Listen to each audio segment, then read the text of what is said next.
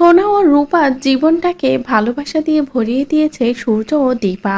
রূপা তো নিজেকে অনেকটাই সামলাতে পারে, এমনকি রূপা সবটাই জানে। সবটা জেনে বুঝে নিজের মায়ের কথা ভেবে রূপা সবকিছু সামলে নেয়। কিন্তু সোনা সোনা যে সব সত্য থেকে অজানা। সোনা এটাই জানে না যে তার আসল বাবা মা তার কাছে আছে, তার আপন বোনও তার কাছে আছে।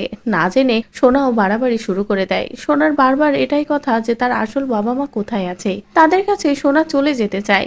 বাড়িতে সকলে আনন্দে মেতে থাকলেও সোনার মনটা ভালো নেই। সোনার মনটা উতলা হয়ে আছে, কোথায় আছে তার বাবা মা, কখন যাবে তাদের কাছে। আর এই সবটা মনে করেই যে কোনো সময়ই সোনা কান্নাকাটিতে ভেঙে পড়ে। আর এভাবে কান্নাকাটি করতে করতে সোনা নিজেকে সবার আড়ালে একটা জায়গায় নিয়ে যেয়ে ঘরবন্দি করে নেয়। স্টোর রুমে গিয়ে যখনই সোনা একাকী কাঁদতে থাকে, তখনই পড়বে না পড়বে সোনার হাতে তার বাবা মায়ের বিয়ের ছবিটা পড়ে। সূর্য ও দীপার বিয়ের ছবি দেখে তো সোনার মাথা ঘুরে যায়। সোনা বলে, এই কি, ফুলমা আর বাবার বিয়ে হয়েছিল, তাহলে কি আমার বাবাই পাকা মেয়ের বাবা? কিন্তু পাকা মেয়ে কি এই সত্যটা জানে না? সত্যটা না জেনেই কি পাকা মেয়ে নিজের বাবার জন্য কষ্ট পায়? এমন সবটা ভেবে সোনা আর দেরি না করে চলে যায় রূপার কাছে আর বলে, পাকা মেয়ে, এই দেখো আমি কি পেয়েছি।